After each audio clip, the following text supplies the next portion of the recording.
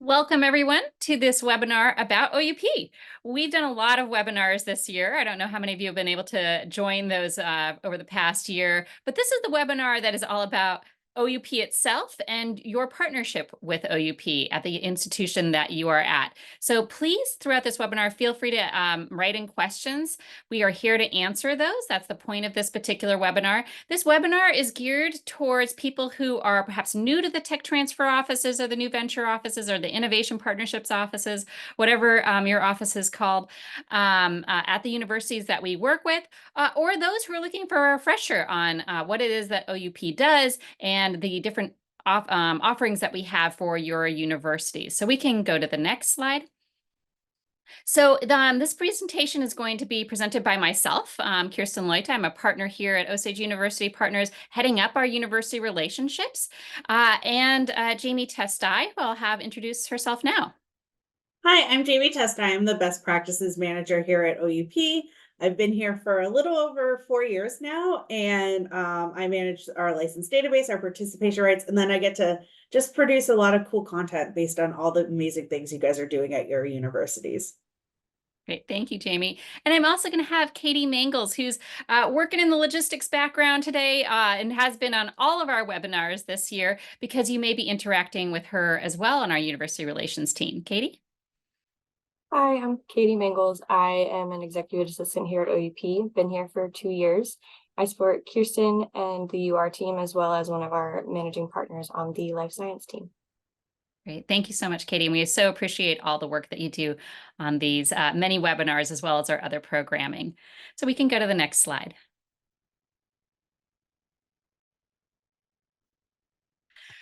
So we are recording this particular presentation. Often for our webinars, we end up putting them up on YouTube afterwards. This particular webinar, we do not. This webinar does appear, though, on our partner portal. And this particular slide shows you where you can find it afterwards on our partner portal. However, we are also being talking about the partner portal later on in this presentation, so you can understand more about it and the resource that it is for our partner institutions. So we will be sending out a link for this partner portal, as well as the slides from this particular presentation later this week to everyone who registered for this. So don't worry about copying down every single thing we say. We will be sending you the deck shortly. We'll go to the next slide. So this is our agenda today, is we'll be going through the OUP mission and model, and then talking about the partnership benefits and programs that we offer to our universities. So hopefully you'll learn something new, perhaps get a refresher on something that you've used before. As I mentioned, we do really encourage you to write in your questions about OUP and our model and our programs, et cetera, throughout this webinar. There is a Q&A tool on your Zoom toolbar. Please use that. We monitor that a lot better than we monitor the chat. So if you write it in there, we can ask the questions of each other as we're going along here. With that, we'll go to the next slide. So our mission and model can go to the next slide. So OUP, we've been around for over a dozen years now. I'm really thrilled to have been so long in the community. We hope to be obviously here for a lot longer as well, but we are a venture capital firm that invests anywhere from seed to pre-IPO rounds in deep science startups. So these can include life science, software, advanced materials, semiconductor, clean energy, et cetera. Anywhere the academic and research institutions are inventing and starting startups, that's where we're investing. We started this model around the idea that we could exercise participation rights in licenses that the universities weren't initially using themselves, and share a portion of our profits with those universities based on those participation rights that we are exercising. We'll talk a little bit more about how this model works in upcoming slides. But then we also offer this programmatic support for the tech transfer offices, new ventures offices, the entrepreneurial programs at the universities with regards particularly obviously to their startups, because helping those potentially helps us down the line too in investing in those particular startups. So we offer a lot of different ways that we can help those different areas at the academic institutions. So we are now on our fourth fund. Very proud to be on OUP 4. We've made investments in over 140 different spinouts from academic institutions.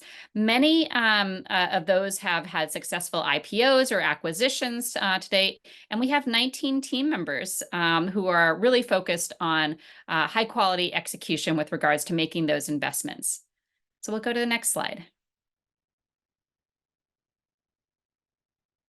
So a little bit more about our model and about participation rights. And Jamie's going to talk about the participation rights language a little bit later. But participation rights are the contractual right to invest in future rounds that the company is raising for the particular company.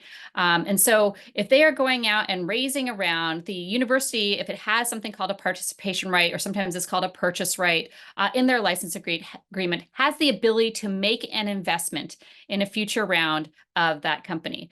We were founded around this idea that not all universities were necessarily using these participation rights. And so we could potentially make the investment through this participation right and then share a portion of our profits with the universities themselves. So we have partnered now with over 100 academic institutions to be able to do this. We also know how important the relationships are that we have with the academic institutions, with the founders, with the investors, et cetera, that are associated with those startup companies. So the participation right is one way that we make the investment, but is a whole host of things that actually allow that investment to happen in these startup companies. So we'll go on to the next slide. This is our team at OUP. We talked, I mentioned just a little while ago about the fact that we invest in a broad area of deep sciences, and our team reflects those broad areas. So we have both a life sciences team that concentrates on therapeutics, diagnostics, medical, med tech, and research tools. Did I say that? And then our technology team or high-tech team, they focus on kind of everything else that falls under the sun in the areas of deep sciences. And so if you look at our team, you can see that our team has quite a breadth of experience in both the venture capital world, as well as having a large breadth across the sciences themselves. So your institution typically has a person from each team that is associated with your institution and looking at the startups at your particular institution. If you have questions on who those people may be, always feel free to contact us. The information is also typically on your smart sheet, which we'll talk about later as well. And of course, there's our university relations team. Jamie and I introduced ourselves. Katie did as well. Natasha is our VP of Investor Relations and Marketing. And then Nabil Ullah is our Senior Investment Analyst as well. Jamie, anything else you want to add to anything that I've said so far? No, I'm good. Okay, great. We'll move on to the next slide then. All right, so I mentioned this earlier, but our investment areas of focus are anywhere from seed to pre-IPO. We're not a pre-seed investor. So we're investing in rounds that VCs typically will invest in.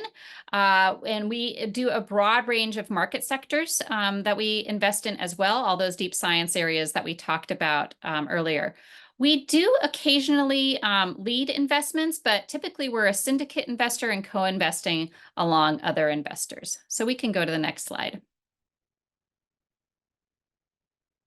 So this is just a smattering of the portfolio companies, companies that we've made investments in across our 4 funds so far. And this is just to give you a flavor of the types of companies that we have made investments in. And so on the life sciences, you can see genetic engineering companies, cell and gene therapy, advanced diagnostics, targeted therapeutics, CNS and neurology, immunology, et cetera.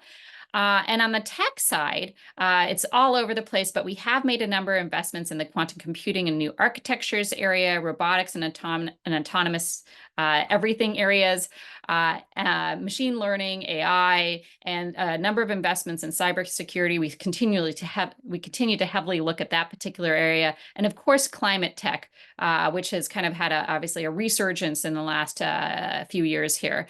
So between all of our different universities that we work with, there are typically 1,000 or so new startups added to our database, where we're tracking all of the startups that are coming out of these institutions, so that we actually are currently tracking about 10,000 active startup companies between all the institutions that we work with. Next slide. So as I mentioned earlier, our portfolio spans anywhere from seed to pre-IPO rounds. We also like to give this picture. These are our portfolio companies, at least those that aren't in stealth. We also like to give this picture for people to understand where we're often making the initial investment in those companies. So you can see that we've obviously have a high preference in the past for Series A, but we don't want people to think that, oh, we're only a Series A investor. That's certainly not the case. We like to track opportunities early and follow along with them. So you can see that a number of our investments are in the Series B, C, or late stage. And those are often companies that we've tracked for quite a while before we made the initial investment. So we don't just review a company and say, this doesn't seem of interest to us. We review companies over time and are looking for perhaps changes that we've made that we would have liked to have seen to make the investment, et cetera, may be a possibility for us. So if we've ever declined on a particular company on a particular round, please don't take that as something that we're going to always pass on future rounds as well. So unless there are any questions, we can go to the next slide. All right, so now, unless there are any questions about our model, and feel free to write them in if you do have any questions on our model, we'll move to the partnership benefits and programs. So we'll go to the next slide. So these are the four main areas that we're going to talk about today with regards to our benefits for the academic institution. So the first is generating a financial return, as I mentioned, from these participation rights that we may be investing in the startups out of our academic institution partners. The second is helping TTOs, new ventures programs, et cetera, continuously improve and move to the next step so they can launch more high quality startups. Obviously, as I mentioned before, this is of interest to us as well as we review these startup companies. The next is high quality and centralized management of participation rights. Jamie will talk a lot about that. She's our participation rights guru, really digging into participation rights and helping people understand how those work and what other institutions are seeing on them. And last is assisting university spinouts and attracting other investors, management, and customers, and kind of programs that were involved with helping those spinouts as well. So we'll go to the next slide where we'll talk about the generating a financial return. So this is for where we want to talk about the economic benefits of working with OUP. And we think it's really important for everyone in the offices that we work with to understand that this is a relationship that actually can provide an economic return to the universities. And it's at no risk, financial risk to the universities themselves. We don't ask the universities to invest in us. That's not what this relationship is. We're looking for the ability to maybe exercise these participation rights in order to make an investment, and the return that we provide for that, which is a portion of our carry that is allotted to the universities, is based on how those companies perform for the fund and versus the overall profit of the fund. So there is a potential remuneration back to the universities based on providing us this potential access into the deals. So we started off with one model, and we have evolved this over time. And so some of this is maybe good to know because of our history, why we have actually now 3 different ways that we partner with academic institutions, and 2 of them are shown here. So our first model that we developed was this core partner model. And core partners assign participation rights to us from their licenses for the term of a fund. So they pre-assign all of those participation rights to us for the new investment period of that particular fund. The university always has the right to jointly exercise their participation rights. So if they have a fund and would like to be able to invest in the company, or they're maybe making a one-off investment in the startup company, they can do so with us. So they always have the ability to also exercise that participation right. And then a portion of the profits that we provide back to the universities for core partners is based on them providing us that access to those participation rights. And then the other portion is based on the return that the companies that we invest in that are originated at their institution for which we exercise those participation rights. A portion of those profits is back to them is based on those types of investments. So there's two ways that the core partners potentially receive profit sharing from OUP. One is for the initial signing up with us for the period of fund, and the second is when we make an investment in their companies and that those companies do well for the fund and the fund does well. So core partners, then each fund, we potentially renew the core partners, and so there's a cycle that happens around that. So that's core partners. The second type of partnership is associate partners. Associate partners work with us non-exclusively. There's no pre-assignment of participation rights. So we sign an MOU with associate partners, but there's no obligation to assign those participation rights to us. We still like to track those participation rights and potentially would like to exercise them as they come up. And even if we do exercise them, the university still has the ability to co-invest along with us in that round or subsequent rounds if that participation right continues to persist. So this is we call our core partner model kind of the exclusivity model with regards to participation rights. Associate partner model is a non-exclusive relationship with regards to those participation rights, which I think is language that most people in transfer offices can understand pretty well. And again, both core partners and associate partners have access to our value-added programs that we'll talk about in just a bit. And then for the profit sharing for associate partners, that is all based on the performance of the companies that we invest in out of the fund that are from that particular university versus the overall profits of the fund. So for associate partners, it's purely performance-based for those companies for how they receive potentially the profit sharing. And I'll talk about the third type of partnership in just a minute, but we'll go to the next slide. So this just gives you an idea of the core partners for our fourth fund, OUP4, so that you can understand kind of all the different institutions and where they're located. And then we'll go to the next slide. And this is a graphic of all of our associate partners. Actually, it may not be quite all of them. We may be down a few.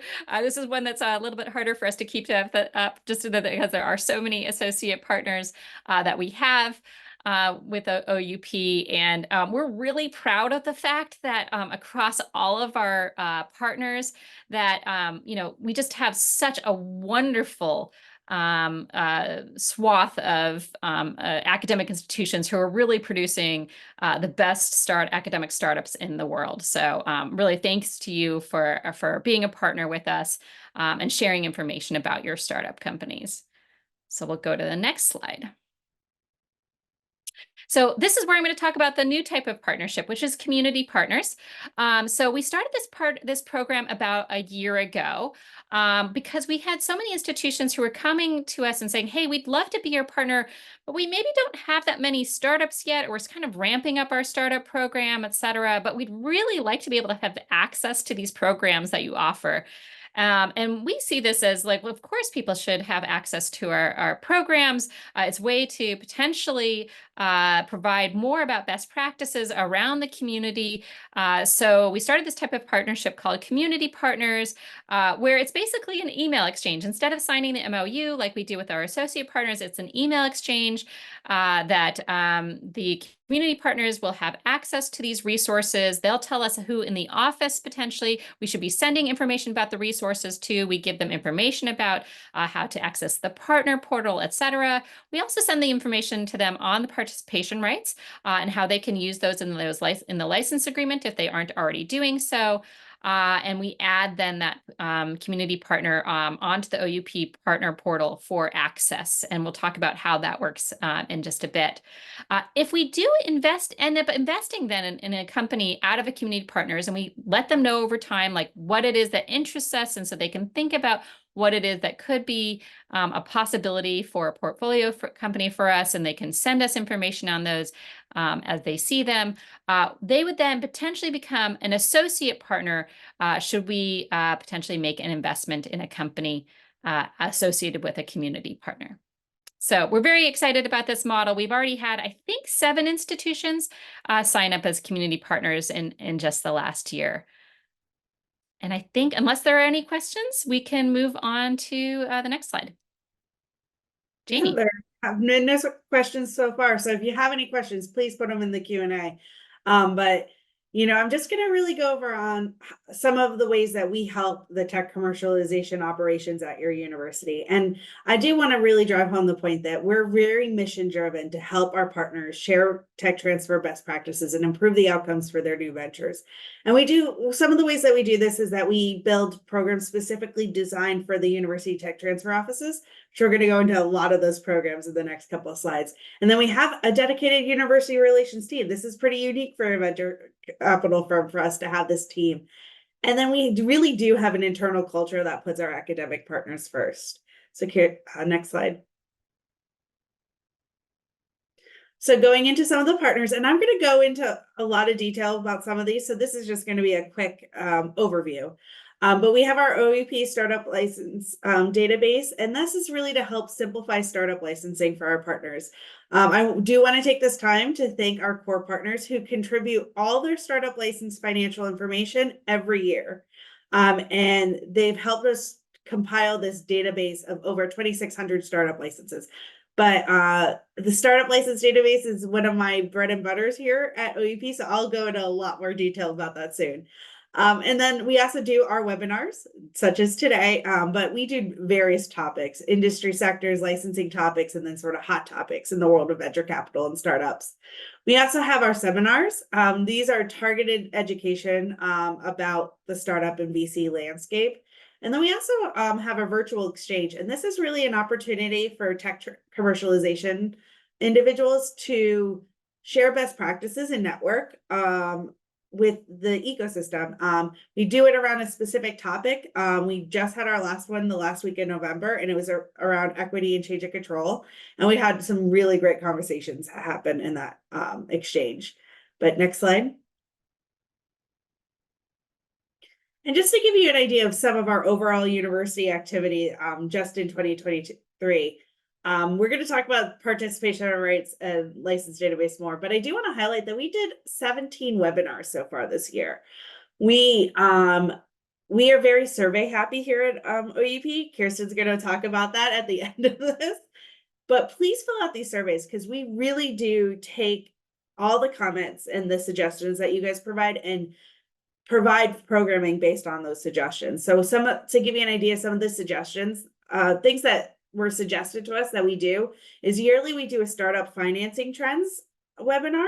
That one actually for 2024 will be March 14th, but that was a suggestion. We also do an Ask a VC webinar every year where it gives people the opportunity to put in questions to ask 2 of the members of our investment team.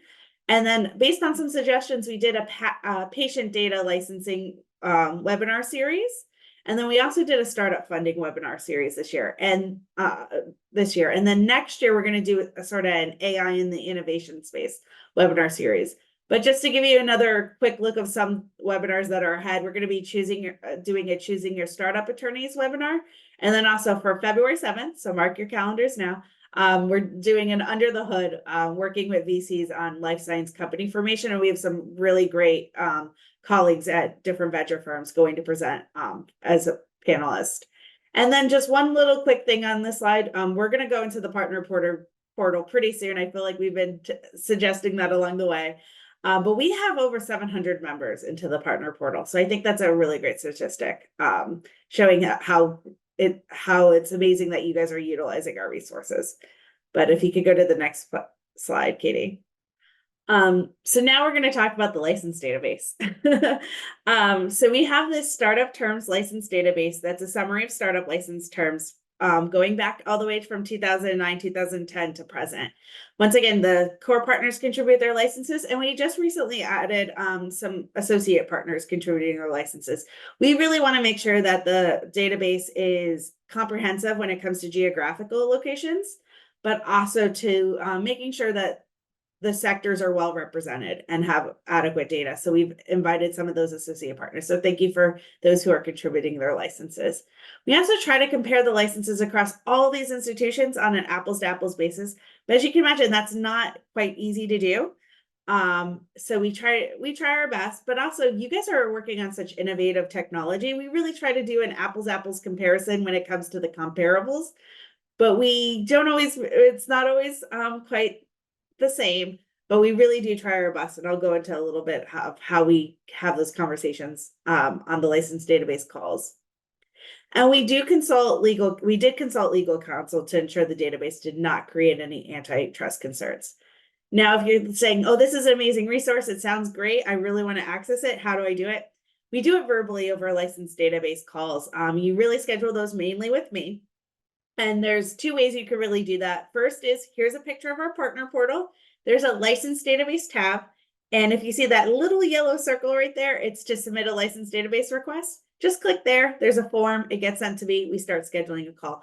Or my contact information's at the end of this webinar. So feel free to just shoot me an email. And then we asked, and I do want to stress that these calls, you know, of course, I'll be reading some numbers at you, but they're really a part of a conversation. I've had amazing conversations where we really dig into the data, try to find the best comparable for you. And then we ask that you provide those numbers verbally in your negotiations with outside parties.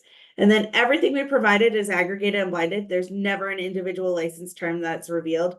And I do want to highlight that community partners now have access to the license database. So previously, before this year, it was only core partners and associate partners, but now this is a great resource that can be utilized by all our partners. And just really quick, if you go on the portal, I just want to highlight some resources. We have a blank template. So when you're typing in the numbers, you have a great Excel sheet for it. We have the rules there, and then we also have what you can search the database for. So it's also helpful to come to this page, not just to request a call, but to see what else is out there. Jamie, I'm going to have just pause 1 second to see if there are any questions that come in about the license database. But we did have another question, and I answered it in the Q&A, but thought actually maybe I should make sure everyone knows this. And the question was actually about our webinars. So Katie, if you want to go back one slide. And it was actually, the question was, are these webinars open to TTO staff only, or can we share them with our founders, et cetera, as well? And yes, absolutely. Except for this webinar and one other webinar that we do each year that are actually to closed audiences for certain reasons. All of our webinars, if we post anything about them on LinkedIn, and do follow us on LinkedIn, because that's where we send you all emails about our webinars, but we also post about them on LinkedIn. Absolutely open to members of the community.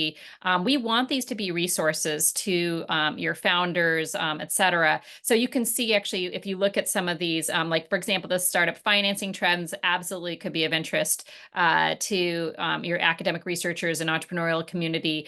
We did this whole series last year that was on funding and equity in academic startups. There's a series, I think, of 6 different webinars that go along that. That was definitely geared towards entrepreneurial academics. So feel free. We very much like to spread the word about these resources that could be useful to the community. So. Yeah, and to just piggyback onto that, a lot of these are available on YouTube. So we have a YouTube channel that you could just send that link really quickly to anyone that you want to share this with. So it's not just they have to sign up for the partner portal or anything. It's readily available. Great point, Jamie. And actually, I'll go ahead and, as you're continuing talking, I'll put that in the chat for everyone. Okay, and I just wanted to let you see how heavily utilized the license database is. So in 2022, we did 246 license database calls. And as of the end of November, we did 257 license database calls. And I'll be honest, that number is surpassed. I've been doing like 2 or 3 a day. Everyone's really busy at the end of the year trying to get deals done.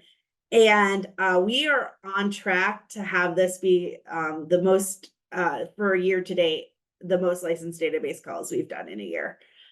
So that's really exciting. And I'm so glad that this resource is so heavily used and shared among all our partners. And to give you an idea of who's utilizing it, 47% of the calls so far this year have been from associate partners and 53 have been from core partners. And really, it's multiple of our academic partners are utilizing this resource. So feel free to shoot me an email or go and request a call if you need any licensing comps. Next slide. Now we're going to talk about the partner portal. We've mentioned it several times, but here's our section where we actually talk about it. So we have this OUP partner portal. The link is on the top of the slide. So you could go, if you aren't registered, if you're not one of those 700, feel free to go there or shoot Katie, Kirsten, or I an email. We can send you a registration link.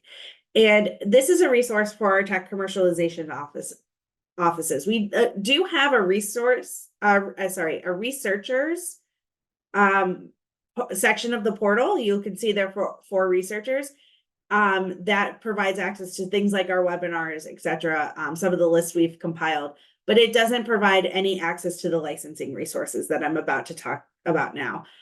We also have a lot of licensing resources. As you can see, if you look at the pull down under resources, and those are a lot of templates and clause language that you can utilize when you are thinking about how do I phrase, anti-dilution to a Series A.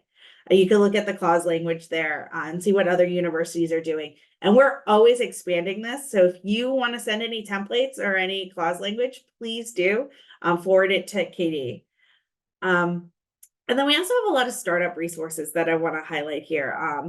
We have an amazing women's healthcare funds list that was put together by an intern of ours, Abby, this summer. That's a really great resource there. We have proof of concept fund list, accelerator list, and one that's heavily used is our university venture funds list. So we combed every public available university that had a venture fund and grouped them and provided some information on them. So that's a great list also to utilize on our portal. So now we're going to talk about our Smartsheet, or really our university startup tracker. Our internal slang is Smartsheet for this, which is Smartsheet's actually the software program that we utilize to link to our Salesforce database to provide some information to our university partners about their startups that we have in our database. So we have this amazing dashboard that's generated by Smartsheet that, as you can see, can list your active startups, some pitch book data we pull into it for information about your startups. We have a lot of great OUP specific information also on this dashboard, including if you don't know who your investment team members are for your university, they're listed there at the top. And what I really like most about the Smartsheet or the startup tracker is the two useful links that you'll see on the top of this page. And the first is that you can submit new companies. So when you sign an option agreement, a license, or you just learn about a really exciting startup that you want OUP to know, you can submit it through this form to submit your new companies, and then it gets uploaded into our database. And then also we have the view your list of startups. That's a comprehensive list of the startups that we have for your university in our database with different fields of information we have. And I think it's great for you to see what we have. If there's anything missing, please let us know, submit it in a company or reach out to Kirsten or I. And then also, if you see anything, we try to keep our data as accurate as possible. But if you see anything that's not quite up to date, there's a feature in there that you can actually ping us and ask us to update certain data and request some changes. Next slide. So now we went over some of the programs, but now we're going to get into participation rights. So Kirsten has done a great job at explaining how participation rights are central to OUP's model. But I do want to use this chance to highlight also how participation rights are important to you at the university. And I really want to, there's two takeaways I would like you to get from this, is that participation rights provide all shareholders, including you at the university, a fair mechanism to protect against dilution by allowing you to participate in future financings of your startups. And obviously, when we exercise the participation rights at OUP, that allows you to share in our investment profit. But I really think something that I'm only just really understanding the importance of is that even if you don't own equity, percentage participation rights can offer the university an opportunity to participate in the equity upside. And we'll get into what percentage participation rights are on the next slide. But what this sentence means is if you don't have equity in your license, participation rights don't equal equity when you're utilizing a percentage participation right.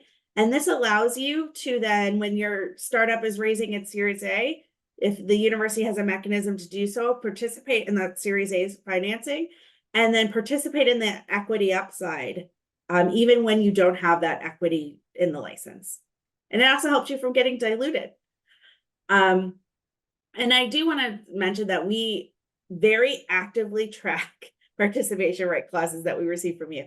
So participation rights in your licenses do maximize the chances of OUP investing because we're such tracking, and you'll see tons of data behind us tracking. And then also it ensures that OUP can invest in companies of interest. We do invest in companies that do not have participation rights due to our investor relationships or our relationships with you at the university, but participation rights guarantee us a seat at the table. And that's really helping us ensure that we can invest in companies of interest at the right time to invest. And we'll talk a little bit more about that also on the next slide. So this is our sort of boilerplate standard participation rights clause language. I'm not going to read this for you. As we said, the slides will be available to you. But I do just want to highlight 4 portions of it. So the first is the light blue, which is the participation rights. So I had mentioned those percentage participation rights. Our standard clause language is 10%. And what we mean by that is that when the company goes to raise that financing round, that it would be 10% of that round. So if they're raising $1 million, it's $100K. And this is really market value. You know, we're not stepping on the toes of any other investors in the round by having this 10%. And we'll see some data a little bit that a lot of the clauses we receive are 10%. Next is the notification. We would really like 30 days notice when you are notice from the company about the raising of the round. But once again, we understand the participation right clause is such a minute portion of what you're negotiating in licenses. Drop that down to 20 days if you need to. Next is the assignability. You want to make sure that you can assign the participation right within your university or to OUP. And then last but not least, the survivability. You want to make sure the participation right survives the termination of the agreement. And this is really because going back to that guaranteed seat at the table, you don't want, the company to terminate the agreement right before the Series A, and then you don't have the opportunity to participate in the Series A. This is really about allowing you guys to participate in the equity upside of your startups. So next slide. Okay, so once again, going back to the partner portal, we have this amazing participation rights tab within the partner portal. And I just want to highlight 2 things. So that suggested language that you'll also get in the slides is also here in the partner portal. And there's also a PR FAQ. If you're ever having really any questions about how do I negotiate this aspect of a participation right, it's right there. And you'll see PR, that's our abbreviation for participation right internally. And then we also have a clause library. Once again, this is such a small portion of what you're negotiating. If any alternative language that might need to be inserted can be found in that clause library. And also the other big takeaway I would like you to take is if you're ever having trouble negotiating participation rights, have any questions, want to know if something that the attorneys are putting in is okay, feel free to reach out to Kirsten or I. We really, going back to that, making our academic partners a priority, we really try to answer these within 24 hours when possible. So please reach out to us if you have any questions. Okay, next slide. And going back to that active tracking, so we obviously actively track our participation rights clause language and financing notifications because we want to know what the investment opportunity would be. And this is a big part of my responsibility here at OUP. And first, I want to thank you for sending us your participation right clauses and notifications. And I want to ask you to continue to do so. And just to give you an idea, we've received over, at this point now, over 179 clauses so far this year and 101 financing notifications. So please, thank you for sending them. And please continue to send them. And then I'll sort of go into some of the also additional analysis we do on the next slide. Okay. So here we're looking at some data from what you guys have sent us when it comes to participation right clauses. I know everyone's big on data here. So going into what we're looking at that participation rate. So that 10% standard language that we have. We're looking at the licenses that we've received so far, and this is as the end of November when I pulled this data in 2023 from our core partners. So looking just exclusively at what we're receiving from the core partners. And if you look at this first pie chart, what we're looking at is from those clauses that we received in 2023, how many of them were percentage clauses? And as you can see, the majority, 64% are percentage. And then on that second pie chart that we're looking at is of that 64%, how many of them are 10%? So if you look there for 10% or less than 10%, 64 of the 64 is 10%. So that's about 40% of the clauses we received in 2023 are 10% PRs. And that when you look at just the different group breakdowns, that's the largest group that we receive of participation right clauses. Any questions on that data? We do. We do. Actually, we have a question about how important is a 10% versus a pro rata to then current ownership type of participation right? Because this person was commenting that they have seen pushback on the flat 10%. Do you want to comment on that? And I'm happy to as well. Yeah, no, definitely. Going back to what I said, when you're looking at participation right doesn't equal equity, when you have that pro rata participation rate, that's becoming much murkier because it's linked to the equity you have in the license. So, if you got really beaten down on the equity, that's going to affect what you're able to purchase in those future financing rounds. Also, if you don't have equity, you can't have a pro rata participation right. And we have been hearing from a lot of people that there's been a lot of pushback, but once again, the majority of the clauses we are receiving are percentage and are 10%. But if anything you want to add there, Kirsten. Yeah, I think that when we initially started with the 10%, it was actually based on a university that does a 10% purchase right clause. And part of it was just like 10%, like if you look at the this is about the round that's being raised for the company. So it's not about the total amount of equity that's out there, right? Like you're not purchasing 10% of the company at the time. You're purchasing 10%. You're investing 10% of the round that's being raised by the company. So it's actually a small fraction of the round that is being raised. So it in that way, when people put it in that context, sometimes they find it more palatable to understand, like, this is just about the round that's being raised and buying in that. We understand that sometimes rounds get super competitive. So perhaps the 10% won't be possible. But obviously for us, we would like to see some sort of participation right. And I actually think you as a university too would like to see some sort of participation right be in there rather than not. But 10% to us, and based on other universities' experiences, as well as the data that you can see here, does seem to be like an acceptable percentage. So we totally, hopefully that answers the person's question, right? Like having participation right is terrific. And we think that 10% is reasonable, but we understand that sometimes there is pushback, and therefore we have all these resources potentially that you can look at for perhaps how to make changes on that clause. We also have another, sorry, go ahead. Sorry, Kirsten, I just want to add one more thing obviously we're a venture capital fund. We have relationships with multiple investors and things. We would never jeopardize our relationship with other investors or with your university by forcing ourselves in a round with the participation rate. Obviously it guarantees a seat at the table, but there's multiple factors that play into how a deal gets done. And we would never, want to affect or negatively affect any of those factors. Right. The other thing that I will point out too is that, you know, when we are potentially investing in a company, and there is a certain participation right, there are times actually when rounds are being formed, everyone's figuring out how the round, who's going to be, you know, putting what amount in on each round. And sometimes we're able to invest more than the participation right in the round as well. And so, as Jamie was saying, sometimes it helps us get that seat at the table, but it's obviously dependent on a lot of other factors getting that seat at the table as well.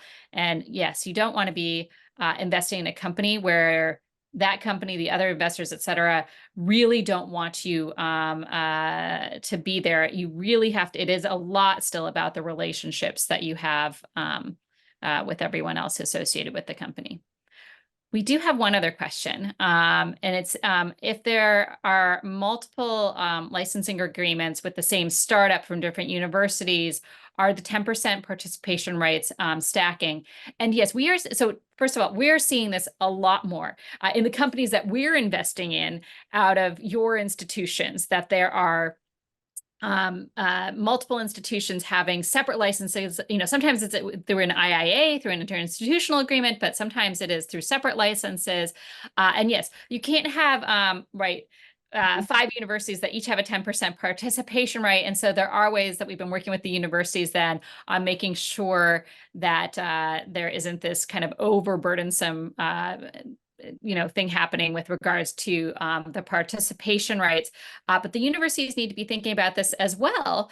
If they have their own venture funds or ways that they're making investments, about what is then appropriate for them to be able to invest in these companies when it comes to these stacking of the participation rights as well. So it is something that as the situation arises, we work with the universities on crafting appropriate language on that. So I'm happy to answer any more questions about that if it is coming up for you and how it may work. Yeah, and once again, main takeaways is send us your participation right clauses and financing notifications, and reach out for us if there's ever any questions or issues. So if we don't have any more questions when it comes to participation rights, I think we'd have just one more slide. So Katie, if you could go to the next slide. And these are just some best practices we've learned along the way. So the first is it's great to let the company know as early as possible that there's going to be a participation right clause in the license. So something as simple as the sentence we have here, putting it in your term sheets, your LOIs, your option agreements, whatever vehicle you use, and just letting the company know pretty early on that there will be a participation right. The second is for core partners to include the email notices, and I want to emphasize the S, at oup.vc in the notice section of your license agreements. And this just helps streamline some of those communications when it comes to when your company is raising around and letting us know about the opportunity. And then last but not least, we've had several partners now set up more automatic processes on getting their participation right clause language and financing notifications to OUP. And some of it is automatic emails out of their database. Some of it is just, something in their SOP. But please, if this is something you're interested in, which I hope it is, because it helps everyone, please feel free to just reach out to me and we can talk through how to best set that up. And if we don't have any more questions, I think we'll go back to Kirsten. Yeah, love the robust discussion on participation rights. Obviously, a favorite topic of ours. We know it's just one portion of the license out of so many different articles and paragraphs that you're dealing with in your license agreements. But thanks for always talking with us about these participation rights. So we can go to the next slide then, Katie. So just wanted to briefly talk about different ways that we assist university spinouts. We do, when we particularly become interested in companies, we will help them potentially with funding. Obviously, we're an investor ourselves. Sometimes, though, it may not be the right investment for us, but we may know a fund that actually could be an investor for them. We do potentially help sometimes with team members that they can have. This is not something that we do all the time, but again, it can happen. On certain occasions. We obviously know a lot of strategics, so potentially helping them build corporate partnerships.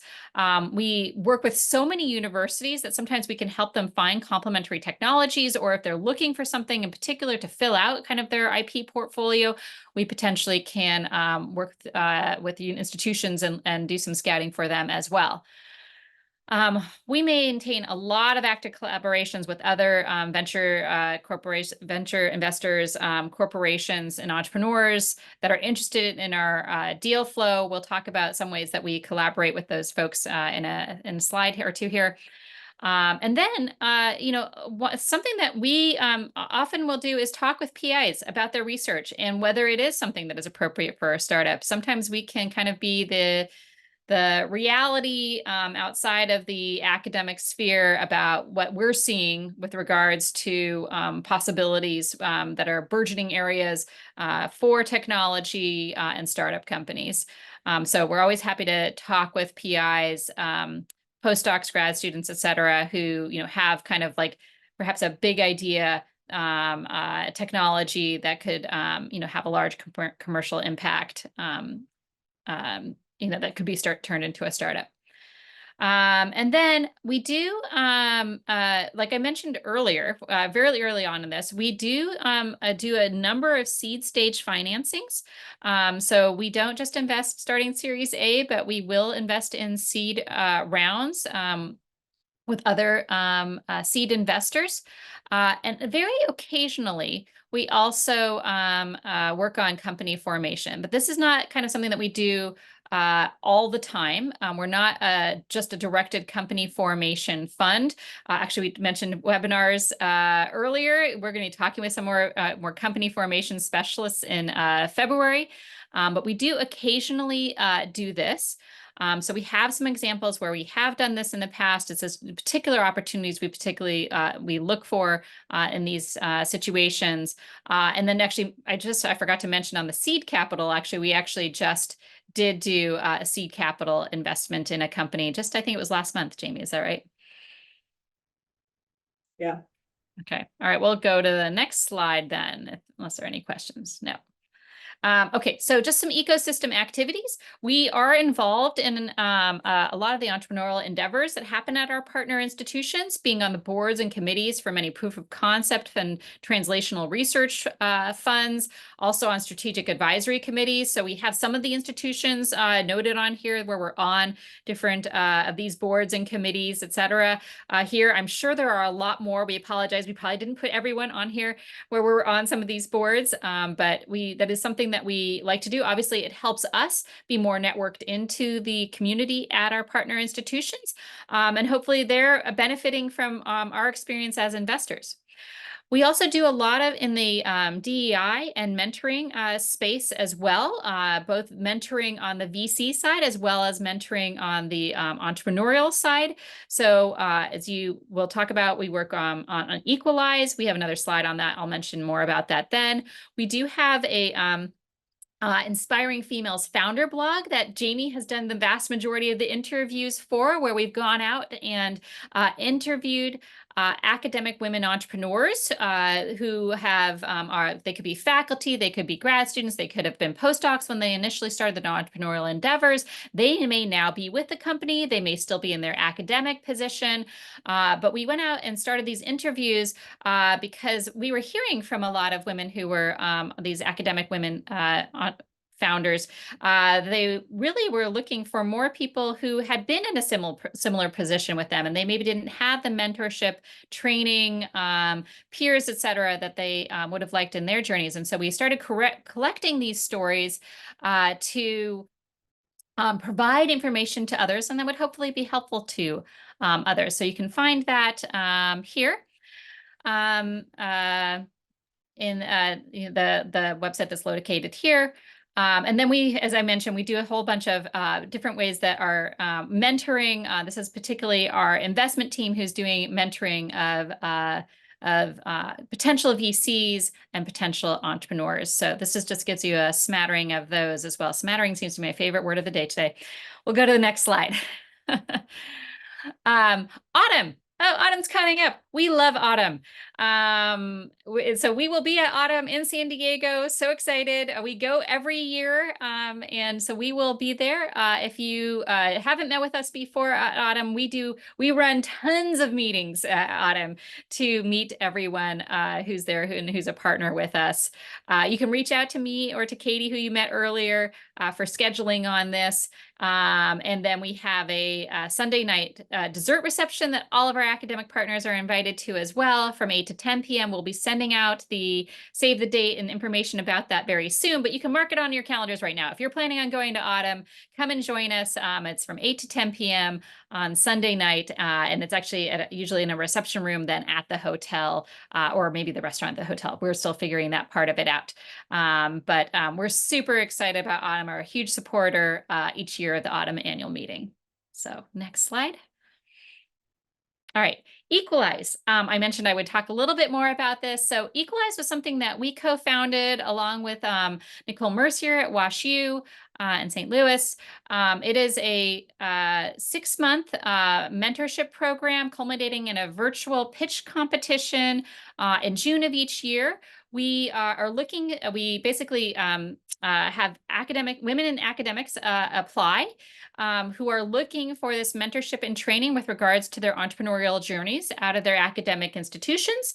We actually just closed our period for taking in applicants on November 17th. We're currently reviewing those applications. The applications will be open again in September of 2024. So if you have women who are in academia who are looking for some resources to help them in their entrepreneurial journeys, particularly a mentor, and developing that pitch deck, perhaps thinking about their business idea, their business out of their technology idea, I should say, a little bit more, encourage them to look at this particular program.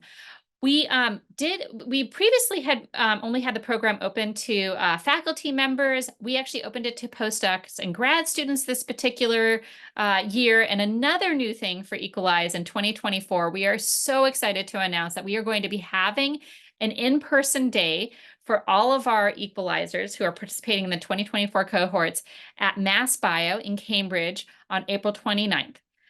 So we are currently putting together the program for that, have a terrific task force who's helping us with that, as well as a lot of great sponsors for this. We're currently recruiting more sponsors to help us get everyone there, having a wonderful day with the Cambridge community who will help these women with their entrepreneurial journeys. So we'll, if you have any questions about that, always reach out to me.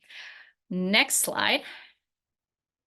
Science to Startup. We are also very heavily involved in Science to Startup. This is maybe a program that you have heard about before. We sent out emails about it. We also sent out emails about Equalize too. This is an event that happens each year. And is also a mentorship program for academics out of universities in the life sciences. And so there are people who apply each year, are invited in, receive mentorship with leading VCs and biotech executives. And then they present at this in-person day on April 10th. Also in Cambridge, Massachusetts. So we're not totally set on Cambridge all the time, people. It just happens to be that Science to Startups and Equalize are in Cambridge this particular year. Science to Startups is always located in Cambridge just because of the VCs who founded it. Equalize will be moving around each year, but this is where we ended up this year as well. So just wanted to put that caveat in there. Anyways, Science to Startup is a really wonderful program. I imagine a lot of your institutions have had people who've been able to participate in it before as well. So we can go to the next slide unless there's anything to add. Okay.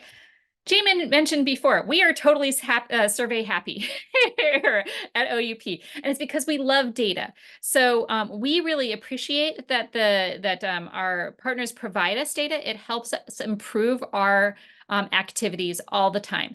So this particular survey that you're seeing a QR code and a URL for right now, this survey is our annual survey that we provide, that we actually ask our partners to provide us feedback through. This survey helps us perform better each year. So we sent it out, I think, on Monday of this week to our partner institutions. If you didn't receive it, we apologize, but here's a way for you to provide us this feedback. But this is a survey, again, about overall your working with OUP and suggestions that you have for us for the future. We also are going to have a survey about this particular webinar. Katie will be putting that into the chat. It will also be as you leave the webinar, and she will also send it out afterwards. So please do let us know what you thought about this webinar. Was it useful for you? It is something that we have done for the last, I think, 3 years. Is that right? I think, Jamie? We've done it for 3 years because we know that there's often turnover in tech transfer offices, new ventures offices, et cetera. And so it's helpful for us to keep informing people about how their partnership with OUP works. And we're always happy to answer more questions on that as well. So 2 different surveys. One, this particular one, which is about your overall work with us and what else we could do for you. And then the survey about this particular webinar that I think Katie just put into the chat. With that, seeing that I don't think there are any other questions, Jamie, anything else you'd like to add before we go? And we can go to the next slide, Katie. No, thank you. And once again, here's our contact information. So please reach out to us if you have any additional questions or want a licensed database call or link to the portal, anything. Great. Yeah, thank you so much. I know we just kept you over the hour, but we really appreciate your time. And thank you so much for being partners with OUP.